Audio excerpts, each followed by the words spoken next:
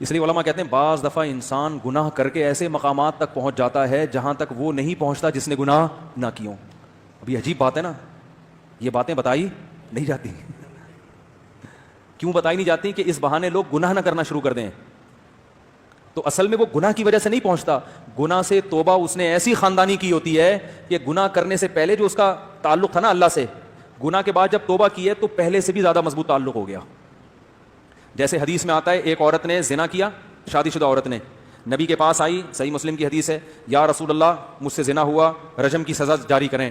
4 دفعہ آئی, آپ نے حکم دیا پتھروں سے مار کے ہلاک کیا جائے, تو پتھروں سے مار کے اس کو ہلاک کیا گیا. آپ نے نماز جنازہ پڑھی, حضرت عمر نے فرمایا یا رسول اللہ ایک زانیہ عورت کا جنازہ پڑھاتے ہیں. آپ نے فرمایا لقد تابت توبۃ لو قسمت 70 من اہل المدینہ لوسعتهم, ایسی خاندانی توبہ کی ہے کہ اگر مدینہ کے 70 گناہ گاروں میں ڈیوائڈ کر دی جائے تو ہر ایک کی بخشش ہو جائے. تو اب ہم یہ کہہ سکتے ہیں نا کہ ان سے زنا نہ ہوتا تو اتنا بڑا مقام نہ ملتا. تو یہاں زنا نہیں ہے, زنا سے توبہ, زنا کی وجہ سے مقام نہیں ملا, زنا سے توبہ ایسی کی ہے کہ ایسی توبہ کوئی کرتا نہیں ہے کہ اپنے آپ کو پتھروں سے ہلاک کروانے کے لیے پیش کر دیا. یہ بڑی بات ہے نا کہ اتنا آخرت کا خوف کہ مجھے دنیا میں سزا چاہیے آخرت میں نہیں چاہیے. حالانکہ پتہ بھی ہے کہ توبہ کر لو گے تو معاف ہو جائے گا, لیکن تسلی نہیں ہو رہی, نہیں بھی سزا چاہیے.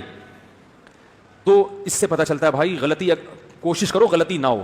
دیکھو اس امید پہ غلطی کرنا کہ میں توبہ کر لوں گا بعد میں, یہ بہت بڑی حماقت ہے. یہ ایسے ہے جیسے اپنے آپ کو زخمی کرو اس امید پہ کہ بعد میں علاج کر لوں گا.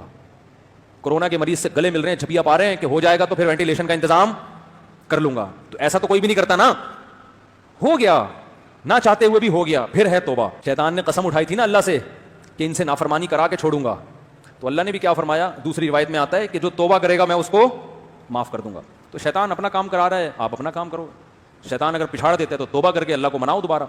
جو صحابہ کی غلطیوں کو ہائی لائٹ کرتا ہے نا, وہ سمجھ رہا ہوتا ہے کہ وہ اپنے اوپر قیاس کر رہا ہوتا ہے کہ جیسے ہم سے ہوتی ہیں تو اسی طرح ان سے. ان کی غلطیوں میں اور ہماری غلطیوں میں زمین اور آسمان کا فرق ہے.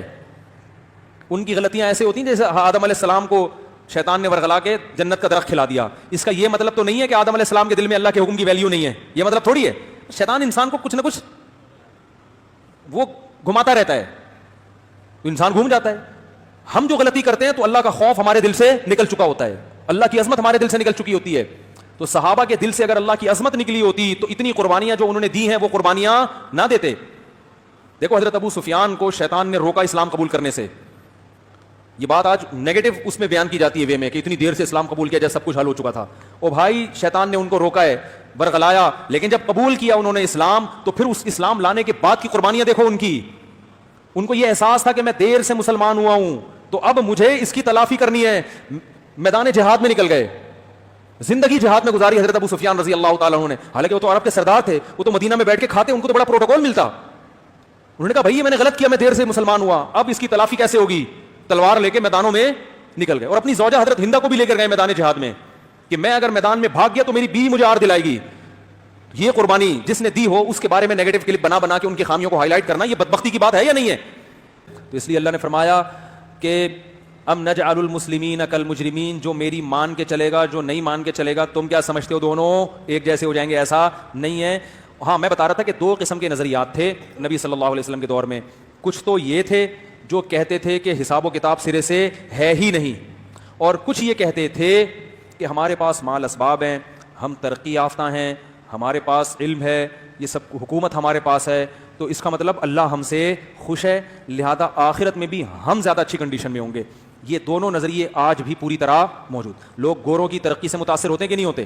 یار اصل تو وہ مسلمان وہ ہیں, اصل مسلم تو وہ ہیں, انسانیت کے اصل خیر خواہ تو وہ ہیں جو غیر مسلموں کی بڑی تعریفیں کر رہے ہوتے.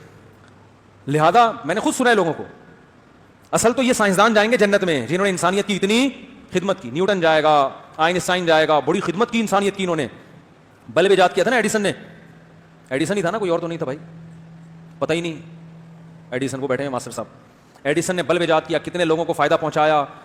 تو ان کی دنیا میں بھی عزت ہے تو آخرت میں بھی عزت ہوگی.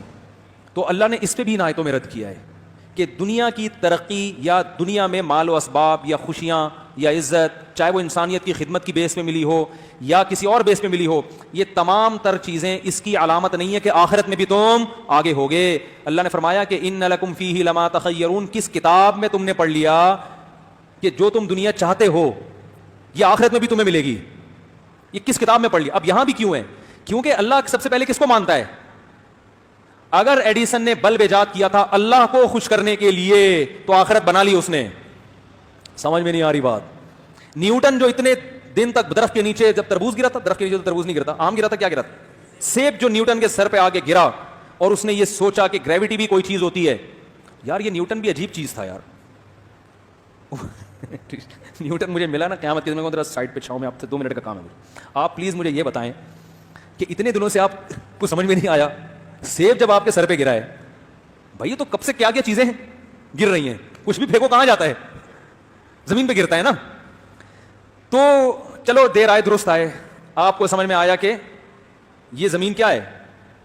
بہت اچھی ایک تھیوری تھی اس کی, بہت زبردست تھیوری تھی, جس سے انسانیت کو بہت فائدہ ہوا کہ جس چیز میں جتنا ماس زیادہ ہوگا, حجم زیادہ ہوگا, اس میں کشش اتنی ہی, یہی ہے نا نظریہ, اتنی زیادہ ہوگی. تو چاند چونکہ چھوٹا ہے تو وہ زمین کے گرد گھوم رہا ہے, سورج زمین سے بھی بڑا ہے تو زمین کو سورج نے اپنے گرد, جو جتنا بڑا فنٹر ہے نا کائنات میں, فنٹر گیری کے کائنات چل ہی فنٹر گیری کے اصول پہ رہی ہے, جتنا بڑا فنٹر ہے وہ اتنا زیادہ کھینچ رہا ہے. تو یہ اصول بنانے والا تو اللہ ہے, لیکن بتانے والا کون ہے؟ نیوٹن. یاد رکھو سائنسدان اصول بناتے نہیں ہیں, بتاتے ہیں. بنائے ہوئے کس نے؟ تو جو بنانے والا ہے اس کو تو لفٹ ہی نہیں کراتے, جو بتانے والا ہے اس کو پروٹوکول دے رہے ہیں. عجیب بات ہے کہ نہیں ہے؟